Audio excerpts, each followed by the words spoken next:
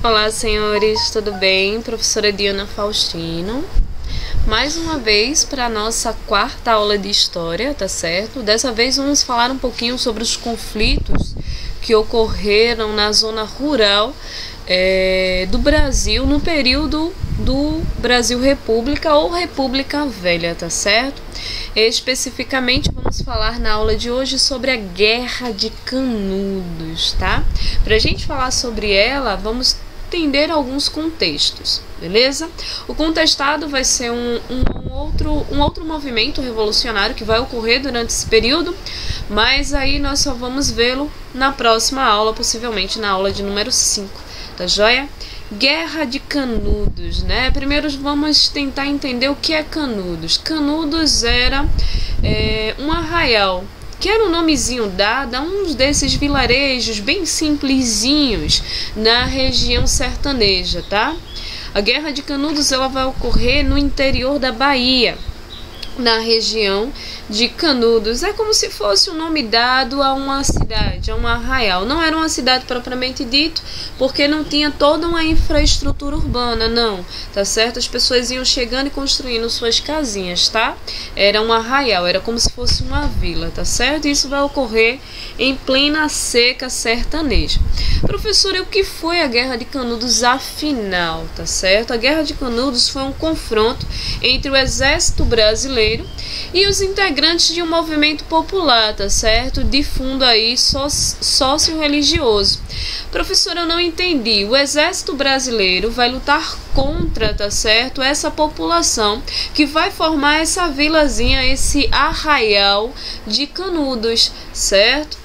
E ele vai ser sócio-religioso por quê? Porque se dá em meio à seca, se dá em meio à fome, a uma série de complicações sociais, onde as pessoas daquela região, que não eram nem sequer olhadas pelo governo, tá certo? Começam a viver de forma mais tranquila, mais calma, graças à figura de Antônio Conselheiro, que a gente vai falar bastante dele, tá?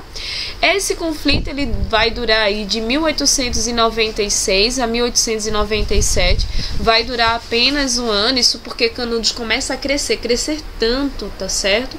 Que acaba se tornando uma ameaça para os republicanos, né? Para aqueles que assumem a república nesse primeiro momento, tá bom? A comunidade de Canudos fica localizada aí no interior da Bahia, no nordeste do Brasil, tá certo? Professora, qual era a situação social da época? Bom, a situação social era muita pobreza, muita fome, muita miséria, tinha tido uma seca muito grande no nordeste, onde as pessoas estavam, morrendo de fome. Só no Ceará morreram quase 100 mil pessoas, então uma seca assolava aquela região, as pessoas ficavam tristes, a terra era improdutiva, não tinha água para suprir, então assim, era uma situação muito complicada, tá certo? Acaba surgindo a figura do Antônio Conselheiro, na verdade Antônio Maciel, e ele ganha esse apelido, né, de Antônio Conselheiro, por quê? Porque ele vai ser um camarada, olha a figura dele aqui, ele vai ser um camarada, tá certo? Que vai dar uma característica muito semelhante a Jesus. Ele vai vestir, ele vai vestir aquelas vestes longas, tá certo, de Jesus, vai andar com a cruz na mão, vai fazer uma série de coisas e vai começar a falar para as pessoas do sertão que já estão completamente aí sem perspectiva, triste, não vem mais oportunidade na vida. Vai começar a dizer às pessoas que existe um lugar onde elas podem construir as suas casas, formar a sua agricultura, viver de forma harmoniosa, e esse lugar é Canudos. E à medida que ele ia passando pelo sertão e falando essas coisas, falando de Deus, recitando a Bíblia e dizendo desse lugar maravilhoso, as pessoas o viam como Messias. Por isso que esse movimento vai ser classificado como movimento messiânico, tá certo? Por quê? Porque além de vestir as vestes de Jesus, ele também falava sobre religião, ele falava sobre Deus, sobre Jesus, tinha toda essa pegada evangélica, né, de evangelizar e também de levar uma melhor condição de vida para as pessoas que viviam num sertão extremamente pobre, extremamente arrasado por conta da seca e da fome, tá certo? Professora, quem era que formava esse grupo de pessoas que seguiam o Antônio Conselheiro? Eram os sertanejos, né, as pessoas que moravam naquela região, e os ex-escravos, porque se lembrem, né? Houve a libertação da escravatura em 1888, em 1889 a proclamação da República, mas se fez o que com aqueles escravos? Grande parte dos escravos voltaram a ser escravos, outros escravos saíram por aí formando as favelas, né? Principalmente no Rio de Janeiro, outros saem perambulando pelo Brasil afora, tá? E acabam se alojando nas regiões mais pobres, mais miseráveis aí do Brasil, tá certo? Esses ex-escravos sertanejos eram excluídos do acesso à terra, das condições mínimas de sobrevivência, tá certo? Assim como caboclos, essa gente era muito pobre, né? Paupérrima, muito pobre, e vai se agrupar ao redor do Antônio Conselheiro, que vai que prometer essa Canaã, né? Essa terra prometida, esse lugar onde as pessoas prosperam, tá certo? Para melhorar de vida. Então, o Antônio Vicente Mendes Maciel, o Antônio Conselheiro, né? Ele começa a peregrinar por aí, andar e falar, e as pessoas seguirem ele, levar até Canudos. Só que depois Canudos cresce tanto, que o Antônio Conselheiro ele não saía mais de Canudos. As pessoas é que chegavam e pediam abrigo. Para vocês terem uma ideia, Canudos tinha, para aquela época era muita coisa, 2.000 casas, 25.000 pessoas. Então era assim muito grande. E detalhe, não dependia do governo da Bahia. E é aí que entra a grande disputa entre o exército e também entre Canudos, tá certo? Antônio Conselheiro, conhecendo um pouquinho sobre ele era um cara que tinha sido abandonado pela esposa, já tinha passado por muita fome, tinha passado por várias coisas, né, como chacina de parentes. Então o cara saiu por aí, né, falando sobre Deus, não tinha nada mais a perder e foi aí se tornar esse grande líder recitado pelo Euclides da Cunha em uma obra clássica, tá certo? Os Sertões de Euclides da Cunha, beleza? Vê o arraial como era, as casas feitas de barro, feitas de madeira, tá? Conselheiro ele vai se instalar no arraial chamado Canudos, que também era chamado de Belo Monte, tá bom?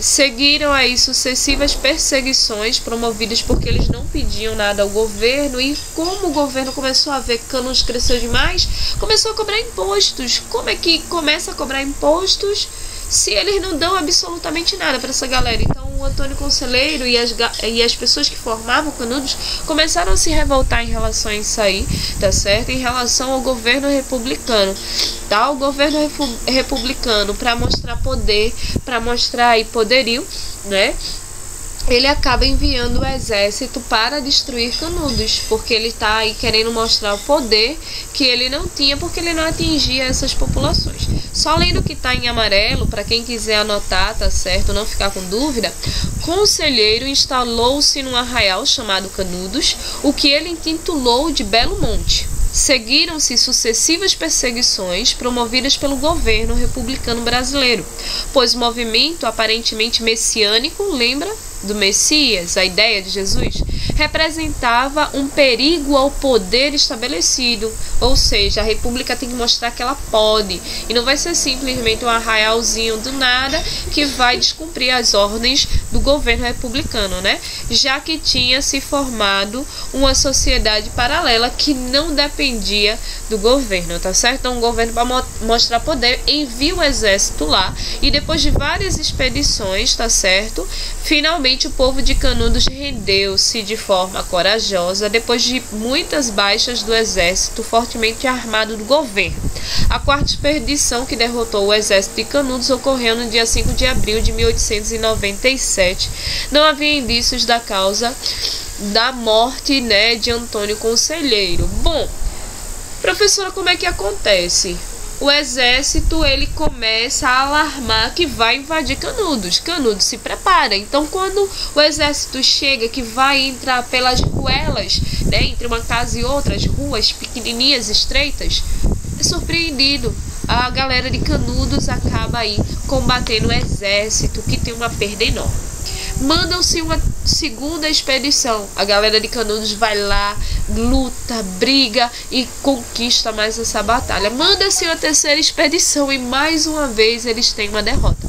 Até que na quarta expedição, tá certo? Que seria a saída do exército lá do Rio de Janeiro até o sertão da Bahia. Eles enviam muito mais soldados, enviam armas, tá certo? Enviam uma série de coisas e aí eles acabam destruindo Canudos, tá? O Antônio Conselheiro não se sabe de fato se ele morreu de um tiro, de uma facada, se foi... Enfim, sabe-se que o corpo dele foi encontrado horas depois do massacre que ocorreu. Todas as pessoas morreram. Cerca de 25 mil pessoas morreram em Canudos, tá certo? E ficou por isso mesmo. Professor, e por que Canudos é tão lembrado? Já que ocorreu no sertão da Bahia, as pessoas não queriam muito saber disso e o governo queria mostrar o seu poder. Porque esse relato de tudo que aconteceu, tá certo? Ficou registrado no livro de Euclides da Cunha chamado Os Sertões, tá bom? Meus amores, essa foi a aula de hoje, tá? Na próxima aula tem um pouquinho mais sobre o contestado, beleza? Fiquem com Deus. Eu sei que esse vídeo foi um pouquinho maior, mas assistam ele até o final. Se gostarem, se quiserem, é sempre muito bom a gente anotar para fixar as informações. Anotem o que está no slide, o que está em amarelinho, tá certo? Você dá um pause, depois dá um zoom para que vocês possam enxergar claramente o que tá ali, beleza? Vou deixar aquela atividade no Google Forms para vocês. Um beijão e até a nossa live, beleza? Fiquem com Deus e até a próxima. Tchauzinho!